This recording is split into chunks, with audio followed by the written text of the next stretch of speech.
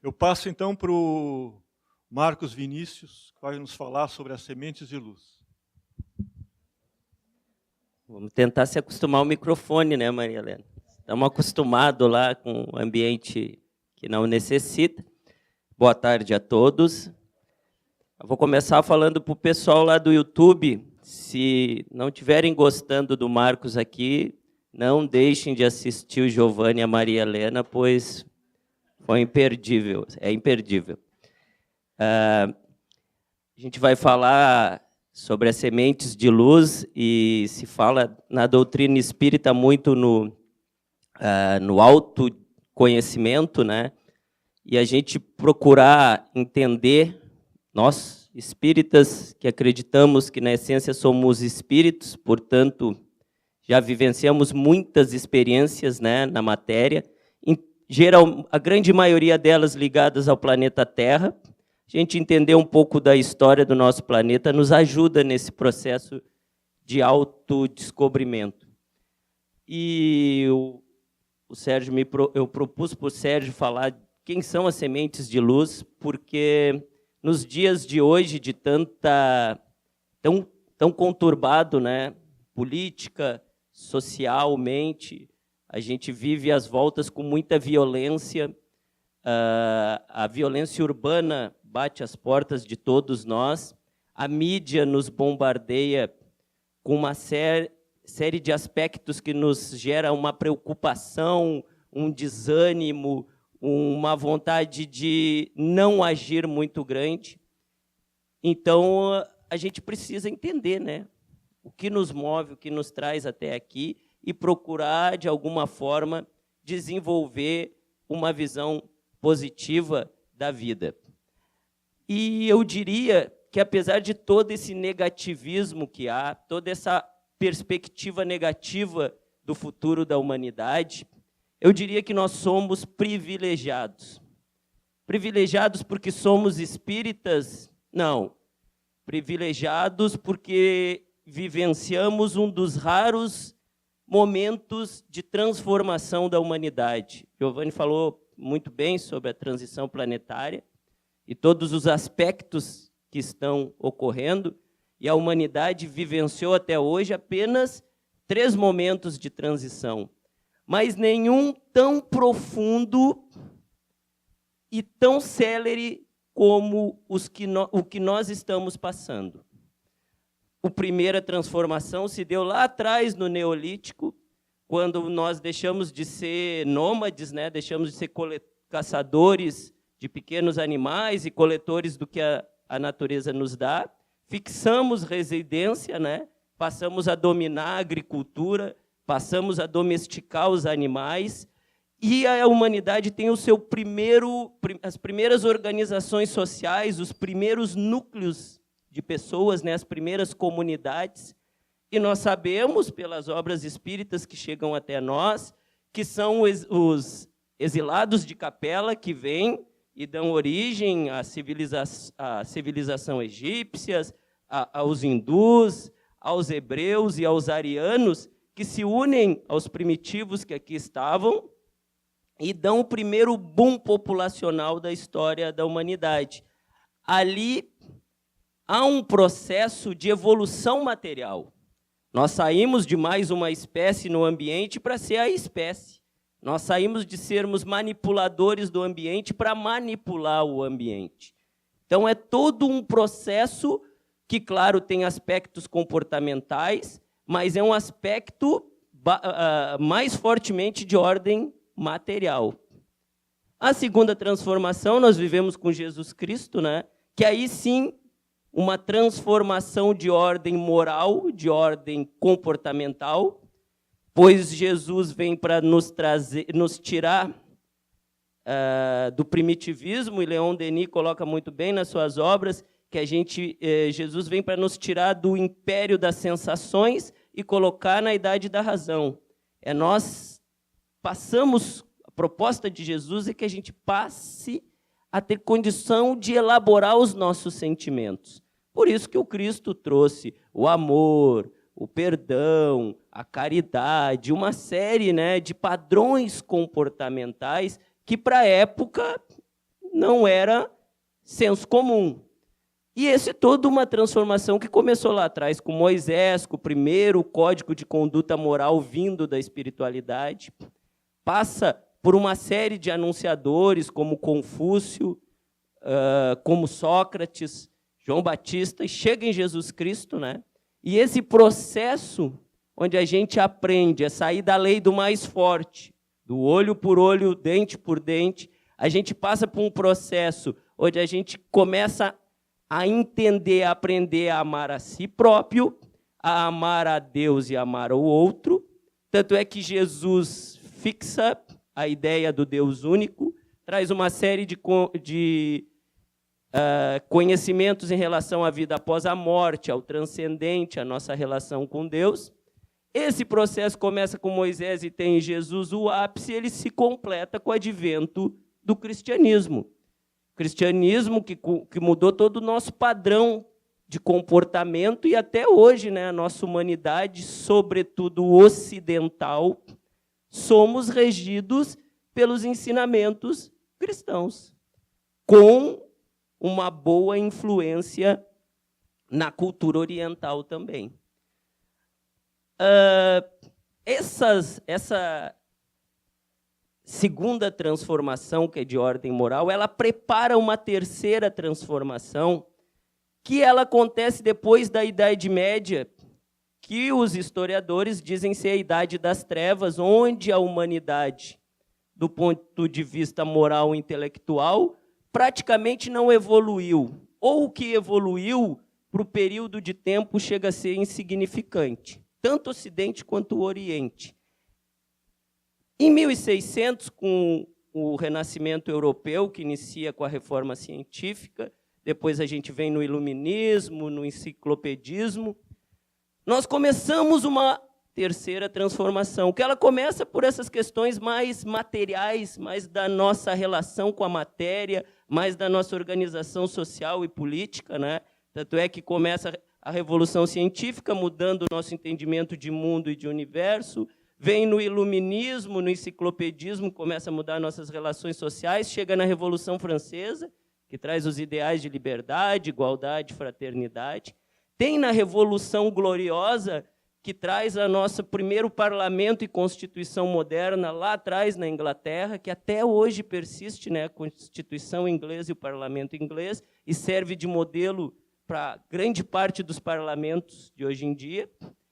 E chega na Revolução Industrial, porque os conceitos da Revolução Gloriosa preparam o caminho para um século depois ter a Revolução Industrial, principalmente as questões de dar uma estabilidade jurídica para a Inglaterra, berço da Revolução Industrial, que é o que muda de forma radical a nossa relação com a matéria, é a Revolução Industrial, porque a partir dali o ser humano manipula a matéria de uma forma muito mais elaborada e muito mais intensa, a ponto da gente começar a construir os bens de consumo em larga escala, propiciando um boom populacional comparável somente ao que aconteceu lá atrás na primeira transformação, quando do domínio da agricultura.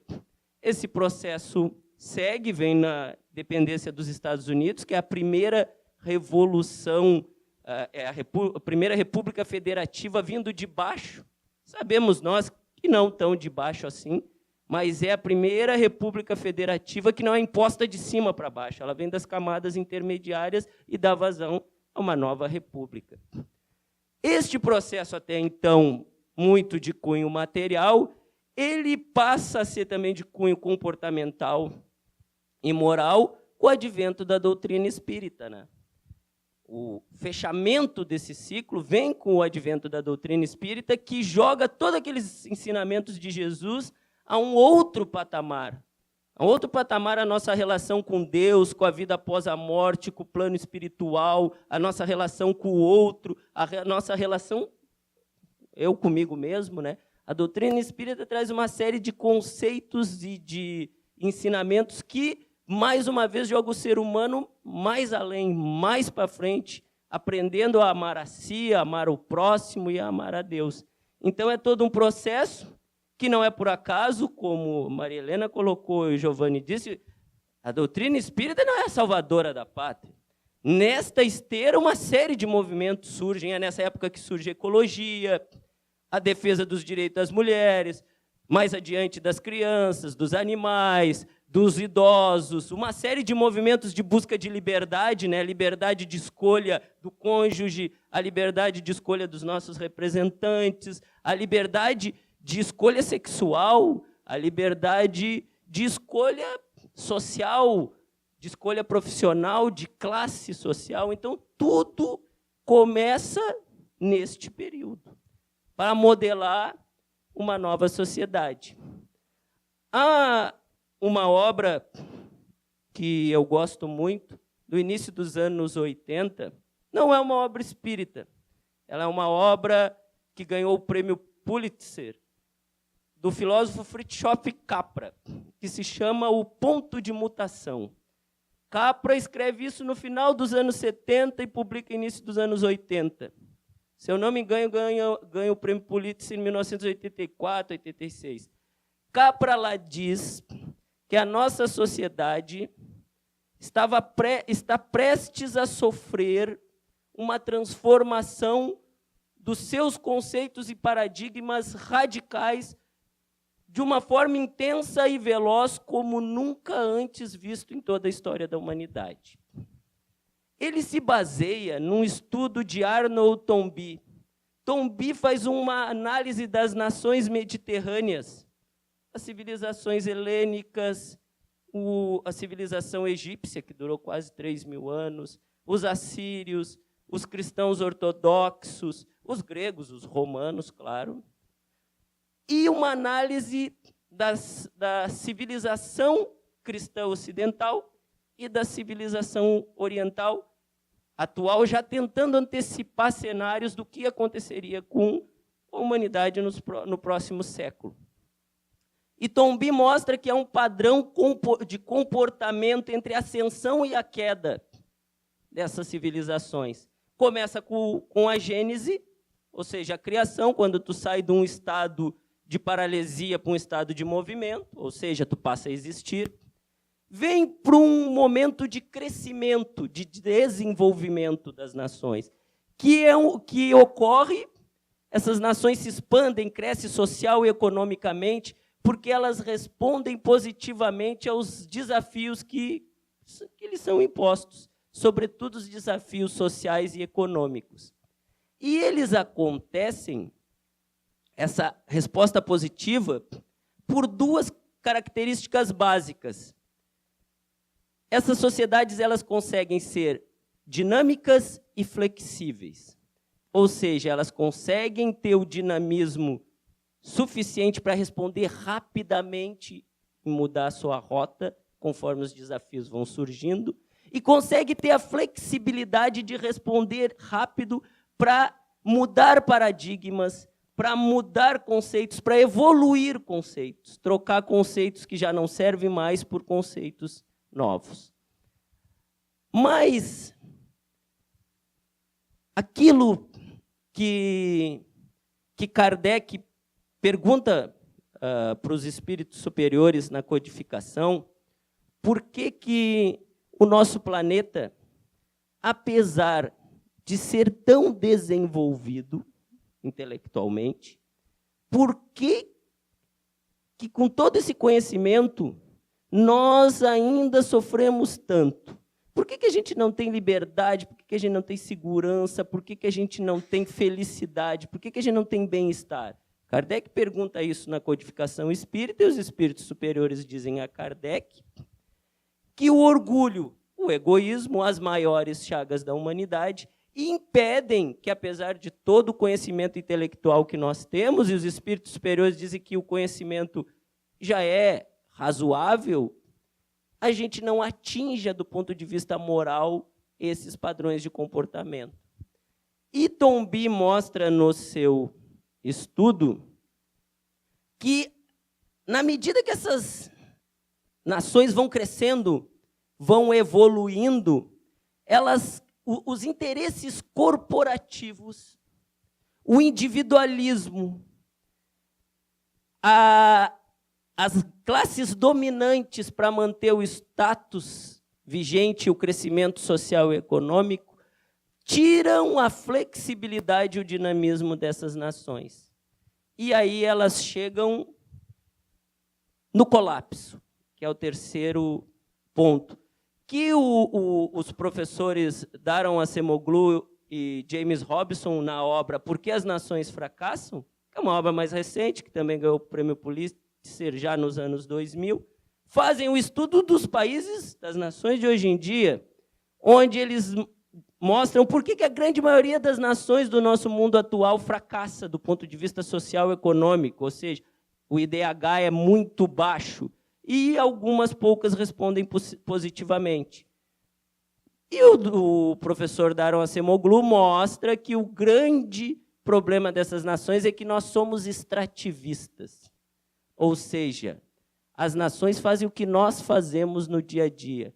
Elas vão para as suas relações com o ambiente e com o povo para extrair o máximo possível que possam deles. Não são relações sustentáveis.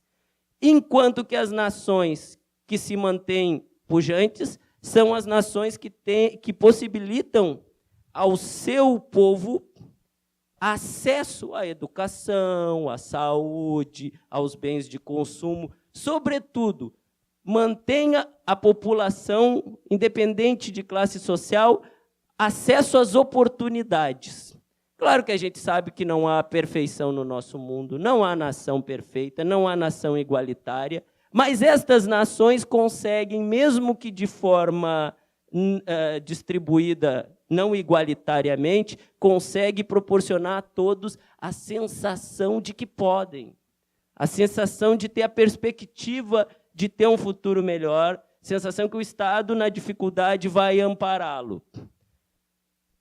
E aí, estas nações que não atendem, a parte que são extrativistas, chega um momento que chegam ao colapso, porque chega um momento que não adianta, por mais que tu entenda, a vida, nós somos espíritas, acreditamos no advento da reencarnação, não adianta nós passarmos por inúmeras encarnações a fio, mudar o palco da vida, mudar os personagens que me rodeiam, e eu entender que, pelo simples fato que os personagens mudaram e que o palco mudou, que se eu agindo da mesma forma, tudo vai acontecer diferente. Não, se eu agir da mesma forma, pode mudar o palco, pode mudar os artistas, o resultado será o mesmo.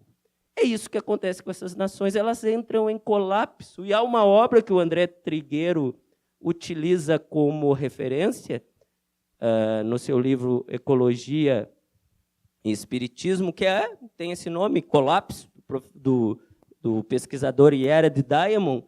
E o Diamond diz que o grande sinal de que as nações, ele faz um estudo de diversas nações que existiram e foram pujantes e foram poderosas e de uma hora para outra sucumbiram, como os incas, como os maias, como os romanos, os gregos, os próprios egípcios, que a civilização egípcia de hoje não tem nada a ver com o verdadeiro Egito dos exilados de Capela, com o Império Quimir, que foi o império de maior extensão territorial que o nosso planeta teve. Todos têm algo em comum.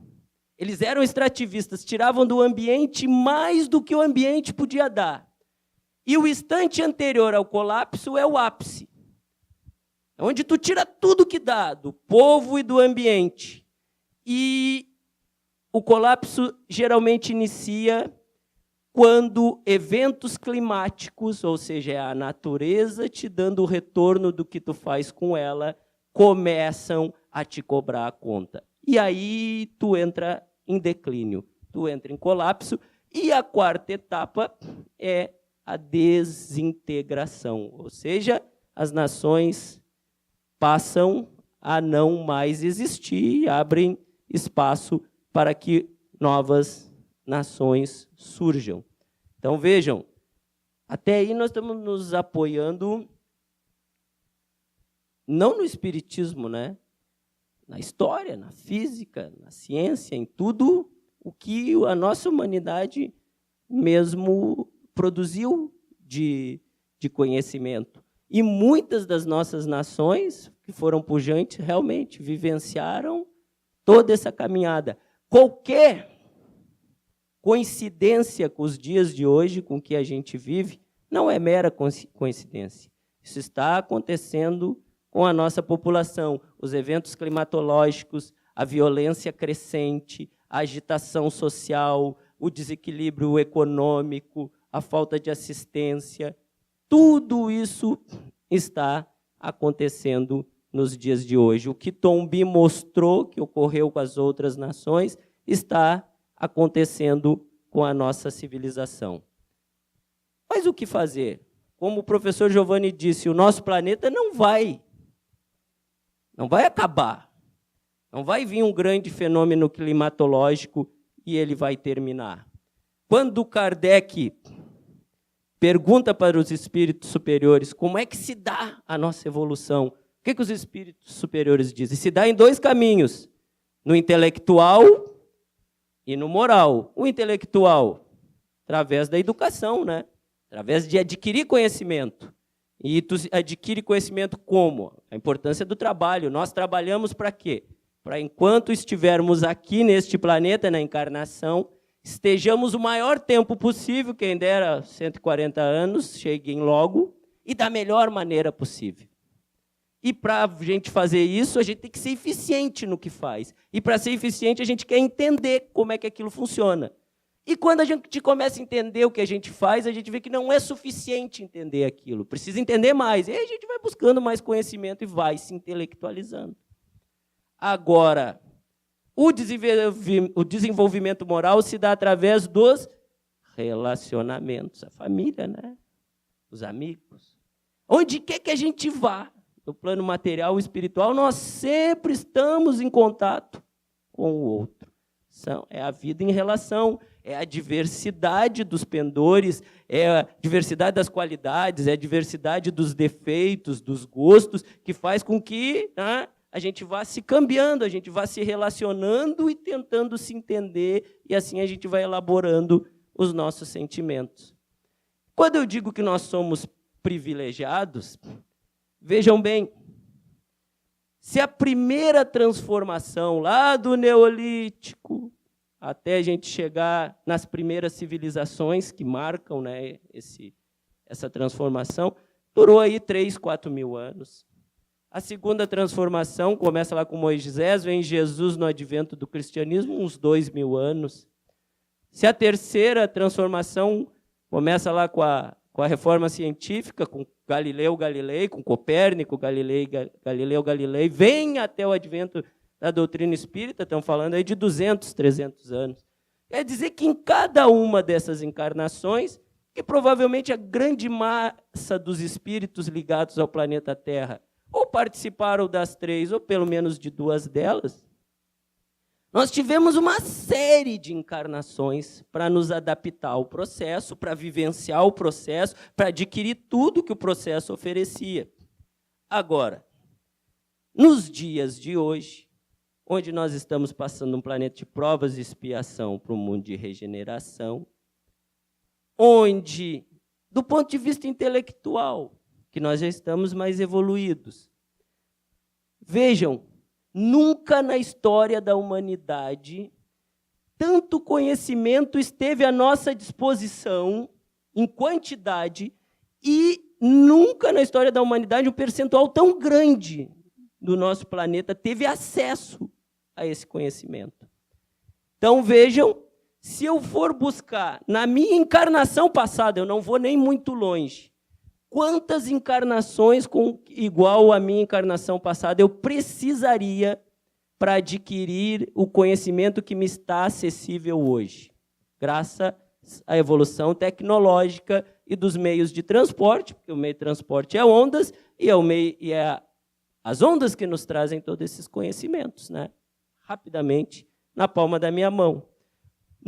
No meu celular, eu tenho do ponto de vista dos relacionamentos, com todas as plataformas, né? WhatsApp, Facebook e outros que tais, eu tenho à disposição uma infinidade de relacionamentos, de grupos de relacionamento. Eu tenho uma infinidade de interações a meu acesso, sem barreiras físicas.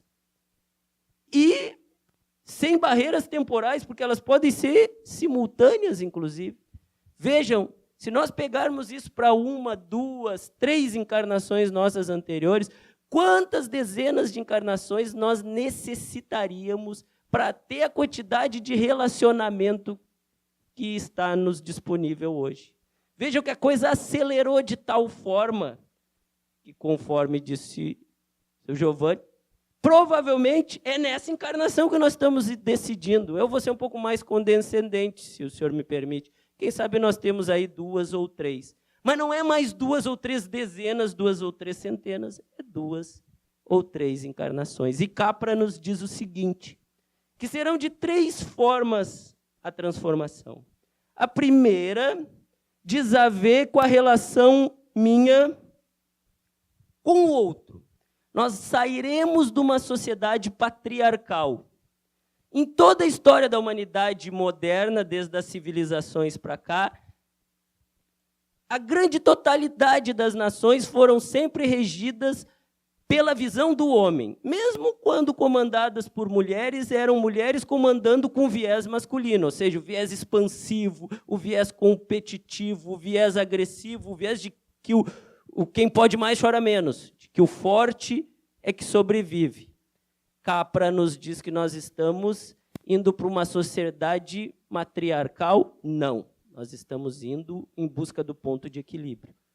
É importante a expansão, é importante essa visão do homem de querer mais, de querer crescer, de querer evoluir, de querer conquistar, mas é importante nós começarmos a desenvolver a visão feminina, até porque os espíritos superiores são muito claros na codificação. Eles dizem que espírito não tem sexo. A gente tem sexo na encarnação. Por questões de programação reencarnatória, eu sou homem, eu sou mulher.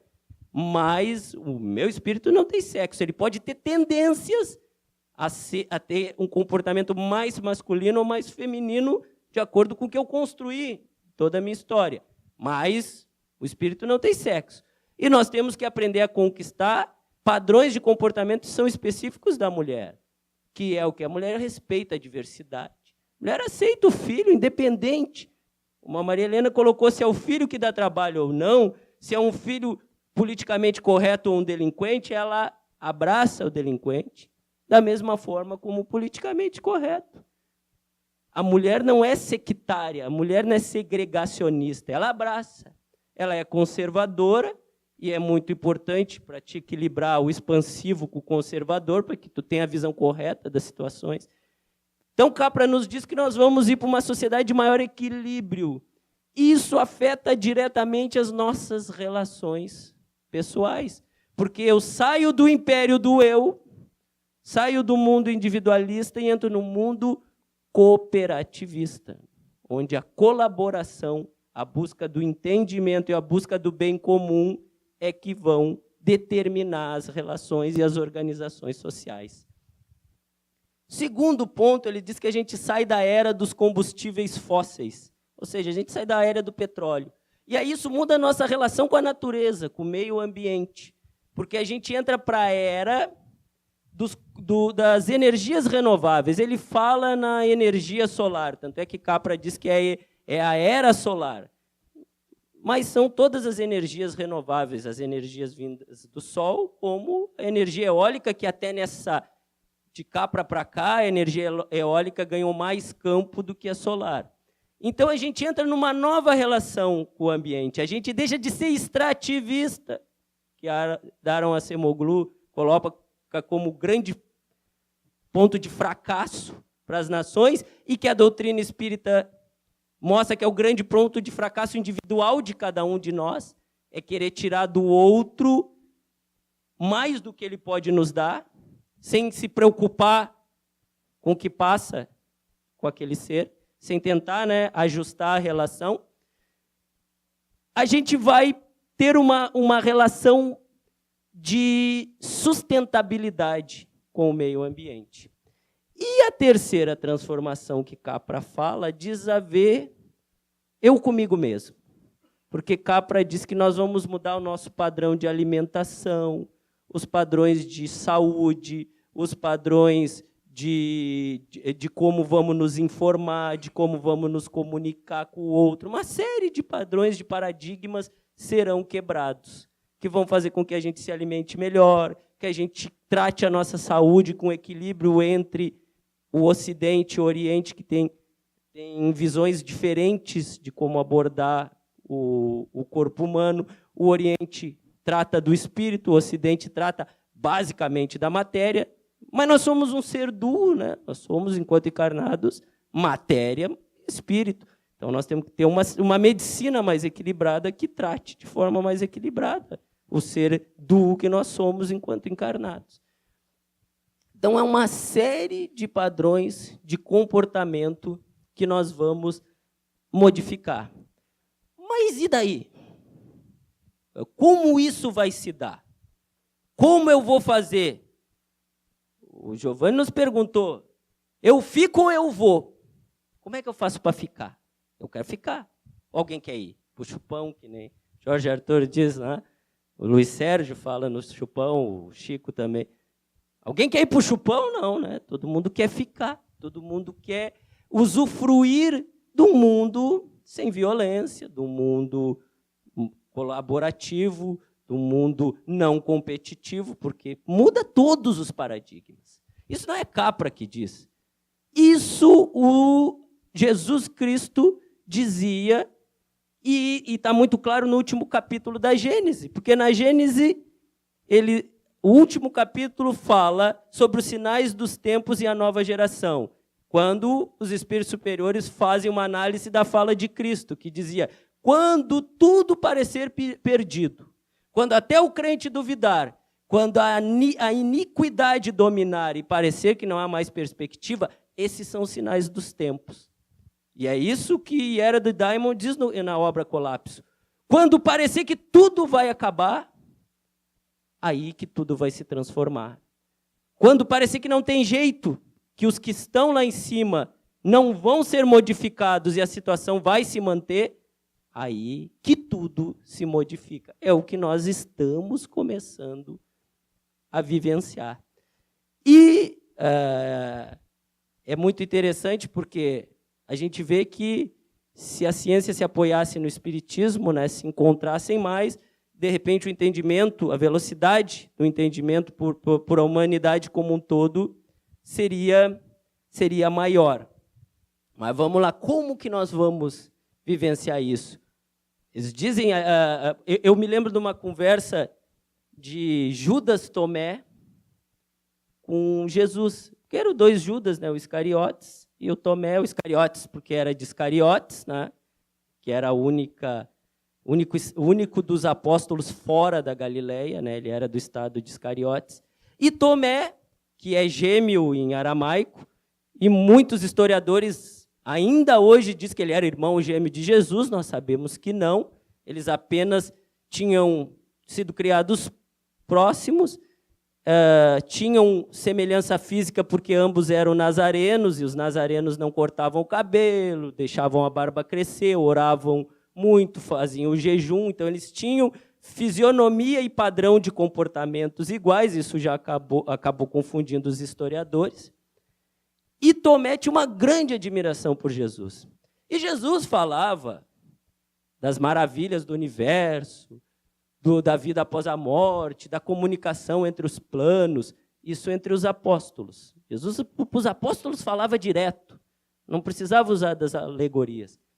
Mas Tomé, lá pelas tantas, numa conversa com o mestre, diz, mestre, o senhor fala dessas maravilhas, dessas coisas, mas, mestre, eu não entendo nada.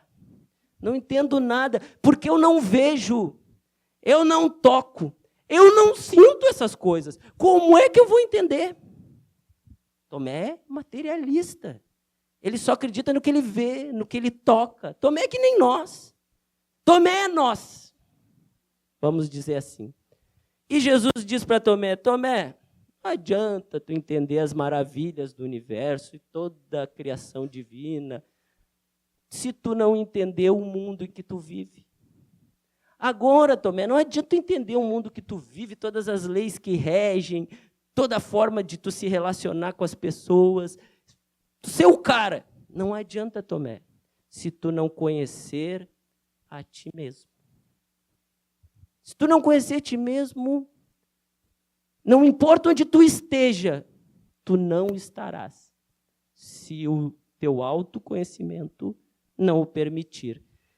E Joana de Ângeles nos ensina o quê? Que nós estamos sendo preparados para o chupão? Não. Nós estamos sendo preparados para sermos seres angelicais.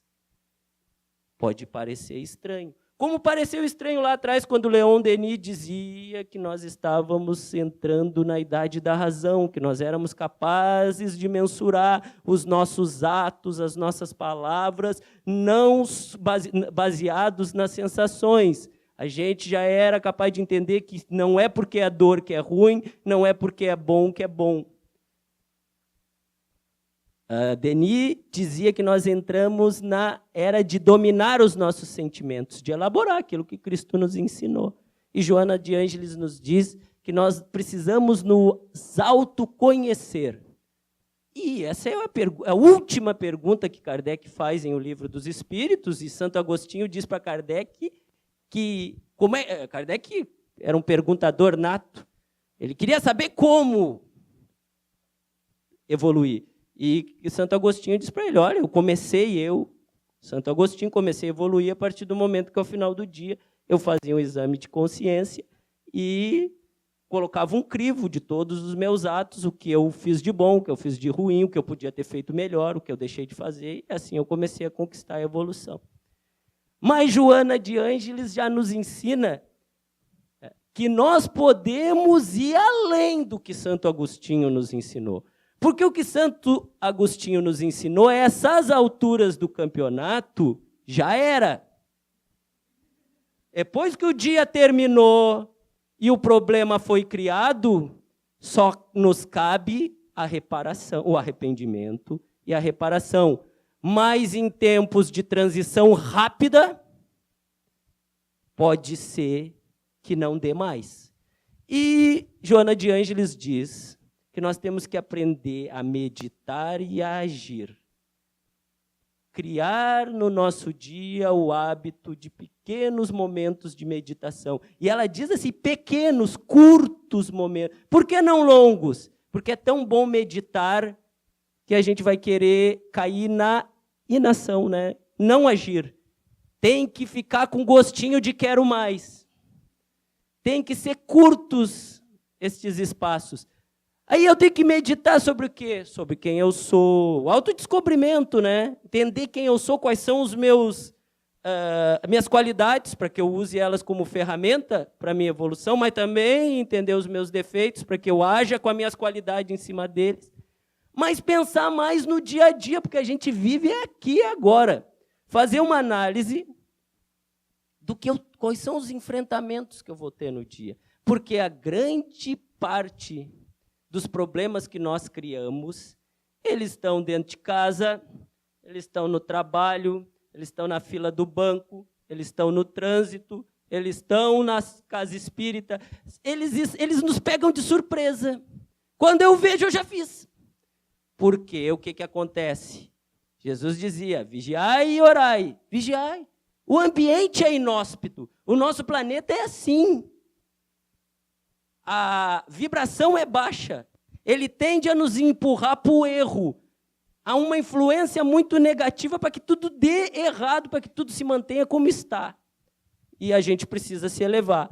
Então, Joana de Ângeles diz que a gente tem que fazer pequenas meditações. Olha, eu vou ter um embate, agora vou ter uma reunião de trabalho, eu vou ir para o estudo, como é que eu abordo aquele professor que nem deixa eu perguntar, e assim por diante, né? Como é que eu lido com o filho?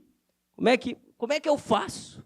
Então, muitas vezes, 3, 4, 5 minutos de análise, eu vou pegar uma tranqueira agora, o que eu faço? Chamo o Uber, eu pego outro caminho, ou eu simplesmente saio, aqui de novo trancado. Nós temos que aprender a criar momentos, 3, 4, 5 minutos, onde a gente para, pensa, analisa. Eu, por exemplo, que sou azarado com fila, eu já penso, pá, cara, eu tenho azar, então eu vou preparado para pegar a pior fila do supermercado. E aí pega um jornal e fica lendo. Cria mecanismos para que a gente consiga ir transformando o nosso dia a dia num estado vibracional melhor. Há um espírita, o nome dele é Miguel Vives. A obra dele não deve ter, é isso aqui. Ele veio da Espanha, fugindo do fascismo, e ele fundou algumas casas espíritas, inclusive aqui na Tuiuti, a Paz e Amor. E ele tem um livro que ele fala que nós espíritas temos que ter prudência no pensar, prudência no agir, prudência no falar. Característica básica do espírito, prudência. Por quê? Nós somos seres que, a partir do momento que nós somos criados, nós vamos ver por toda a eternidade. Não precisa resolver agora. Se tu enxerga a possibilidade que ali dê problema, racionaliza, dê tempo ao tempo, crie instrumentos para que a coisa vá para um caminho positivo. E Miguel Vives dizia que não é por acaso que entre eu falar e eu agir, entre eu pensar e eu agir, entre eu pensar e eu falar, tem um delay, né? Que nem assistir futebol na TV ouvindo no rádio. Né? Tem um delay exatamente para isso, para que a gente pense o que vai falar, racionalize, coloque sob o crivo da consciência, pois aqui está gravada, né? A nossa consciência, as leis divinas, e ver se a gente faz ou não. E assim nós vamos nos autodescobrindo, que nem diz Joana de Ângeles, e vamos criando instrumentos para que a gente evolua. Porque tem uma coisa, até então, meus irmãos, para encerrar, que já deve... Ainda tem tempo aí, Sérgio? Tá. Então, para encerrar, o que Joana de Ângeles nos diz? E é muito condizente com tudo que a gente ouviu hoje. Até hoje, meus irmãos, nós fomos conduzidos.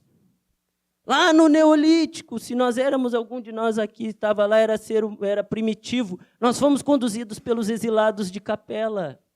Lá no tempo de Jesus, nós fomos conduzidos pelos profetas, nós fomos conduzidos por Jesus, nós fomos conduzidos pelos que subjugavam, pelo Império Romano, por todos aqueles impérios, civilizações helênicas. Nós sempre fomos conduzidos. Depois pela Igreja Católica, no Oriente pelo islamismo, nós sempre fomos conduzidos, sempre nos disseram o que nós tínhamos que fazer, sempre nos disseram como fazer, sempre nos disseram o que nós tínhamos que pensar.